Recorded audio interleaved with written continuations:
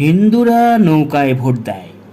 1996-এর 12 জুনের নির্বাচনে প্রতিদ্বন্দ্বিতা করার জন্য বিভিন্ন রাজনৈতিক দল প্রার্থী মনোনয়ন দিল। আওয়ামী লীগও মনোনয়ন দিল। গোপালগঞ্জের 3টি আসন ও বাগেরহাটের 2টি আসনের মোট ভোটারের প্রায় 65% ভোটার হিন্দু সম্প্রদায় হওয়ায় স্বাভাবিক কারণেই এই 5টি আসনে আওয়ামী লীগের নৌকা মার্কা প্রার্থী ছাড়া অন্য কোনো দলের অন্য কোনো মার্কার প্রার্থীর নির্বাচনে বিজয়ী হওয়ার কোনো সম্ভাবনা নেই এবং কোনো কালেই বিজয়ী হয়নি এবং হবেও না। 1.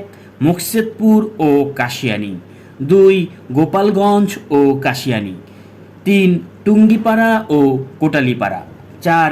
মোল্লারহাট ও ফকিরের হাট। 5. বৈঠাঘাটা ও দাকোপ। এই 5টি আসনে যতদিন পর্যন্ত 65% হিন্দু সম্প্রদায় থাকবে ততদিন পর্যন্ত আওয়ামী লীগ প্রার্থী নৌকা মার্কায় একচাটিয়াভাবে বিজয়ী হতে থাকবে। এই 5টি আসনের প্রার্থীদের এলাকায় কোনো কাজ করতে হয় না। যে কোনো প্রকারেই হোক বঙ্গবন্ধু কন্যা শেখ হাসিনার আওয়ামী লীগের নৌকা মার্কার টিকিট নিলেই সে যে কেউই হোক 75% ভোটে বিজয়ী হবে। এই 5টি আসনকে বলা হয় ভিক্ষার আসন। বঙ্গবন্ধু কন্যা শেখ হাসিনা দয়া করে যাকে এই অঞ্চলের আসন ভিক্ষা দেবেন তিনি এই অঞ্চলের জনপ্রতিনিধি বা সংসদ সদস্য অর্থাৎ এমপি।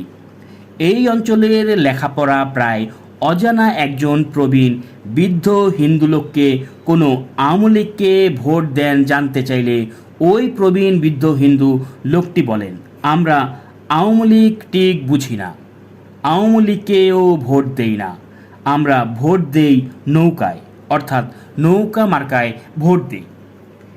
নৌকা মার্কায় কেন ভোট দেন জানতে চাইলে তিনি বলেন, নৌকায় ভোট দিব না, নৌকায় যে দেবীর বাহন, মা দুর্গা দেবী এই বাহনে চড়েই স্বর্গ থেকে ধরায় এসেছিলেন অসুরকে দমন করার জন্য। আর আমরা যদি মা দুর্গার বাহন নৌকায় ভোট না দেই তাহলে দেবীর বাহনের অমর্যাদা হবে, মা দুর্গা অভিসম্পাদ দিবে। এই জন্য দেখেন না ভোটের সময় আমরা সকলেই গিয়া মা দুর্গা দেবীকে খুশি করার জন্য মা দুর্গা বলে নৌকা মার্কায় ভোট দিয়ে আসি। একজনও বাদ যায় না, সকলেই গিয়া নৌকা মার্কায় ভোট না দিলে মা দুর্গা অসন্তুষ্ট হবে, আমাদের অমঙ্গল হবে। তাই যত কাজ কাম থাকুক, যতই ঝামেলা থাকুক, কোনো রকমের শুধু ভোট কেন্দ্রে যেতে পারলেই হলো, আমরা সকলেই গিয়ে নৌকা মার্কায় ভোট দিয়ে আসব। রাজাকারের কাছে আসন বিক্রি। এই অঞ্চলের 5টি আসনের 3টি আসনে দাঁড়ালেন বঙ্গবন্ধু কন্যা শেখ হাসিনা স্বয়ং, আর একটি আসনে শেখ হাসিনার ফুফাতো ভাই শেখ সেলিম এবং মোকসেদপুর কাশিয়ানীর অপর আসনটিতে বঙ্গবন্ধু কন্যা শেখ হাসিনা বহুবার কথা দিয়েছেন, নিজের থেকেই যেচে পড়ে কথা দিয়েছেন। মতিউর রহমান রেন্টুকে নানা ধরনের কাজ দিয়েছে, আর কাজ শেষে প্রতিবারই বলেছেন তোমাকেই আমি মোকসেদপুর কাশিয়ানীর এমপি বানাবো। কিন্তু না, বঙ্গবন্ধু কন্যা শেখ হাসিনা কথা রাখলেন না, ওয়াদা রাখলেন না, কথা দিয়েও তিনি কথা রক্ষা করলেন না। ওয়াদা করে ওয়াদার বরখেলাপ করলেন, ওয়াদা ভঙ্গ করলেন। যদিও বঙ্গবন্ধু কন্যা শেখ হাসিনা বক্তৃতায় অসংখ্যবার বেগম জিয়ার উদ্দেশ্যে বলেছেন, ওয়াদা ভঙ্গকারীকে আল্লাহ পছন্দ করেন না। শুধু মতিউর রহমান রেন্টু কেন, বঙ্গবন্ধু কন্যা শেখ হাসিনা মনোনয়ন দিলেন না সাবেক ছাত্রনেতা ত্যাগী এবং সৎনেতা ইসমত কাদির গামা, আবুল হাসান, মুকুল বোস, এদের কাউকেই তিনি মোকসেদপুর কাশিয়ানী থেকে মনোনয়ন দিলেন না। তিনি মনোনয়ন দিলেন এমন একজনকে যার বিরুদ্ধে সশস্ত্র রাজাকারীর অভিযোগ আছে। কথিত আছে লেফটেন্যান্ট কর্নেল ফারুক 1971 সালে আমাদের মহান মুক্তিযুদ্ধের সময় পাক হানাদার বাহিনীর যোগসাজশে সশস্ত্র রাজাকার হয়েছিল। তাদের বাড়িতে রাজাকারের ক্যাম্প বানিয়েছিল এবং ওই অঞ্চলে পাকিস্তান সেনাবাহিনী নিয়ে অনেক বাড়িঘর জ্বালিয়েছিলেন। তিনি লেফটেন্যান্ট কর্নেল ফারুক, প্রখ্যাত মুসলিম লীগ নেতা সালাম খানের দূরসম্পর্কের ভাতিজা।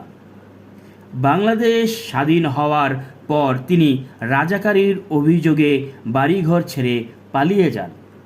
পরবর্তীতে কোনো এক সময় সম্ভবত 1972-73 সালে যশোর থেকে বাংলাদেশ সেনাবাহিনীতে ভর্তি হন।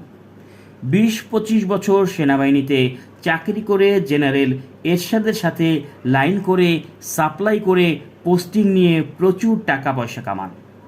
মতিউর রহমান রেন্টু, ইসমত কাদির গামা, আবুল হাসান, মুকুল বোস এরা সকলেই মুক্তিযোদ্ধা। এই মুক্তিযোদ্ধা ও ত্যাগী নেতাদের বাদ দিয়ে বঙ্গবন্ধু কন্যা শেখ হাসিনা মুকসেদপুর কাশিয়ানী থেকে মনোনয়ন দিলেন 71-এর রাজাকার এলপিআরের আশা লেফটেন্যান্ট কর্নেল ফারুক খানকে। কিন্তু কেন?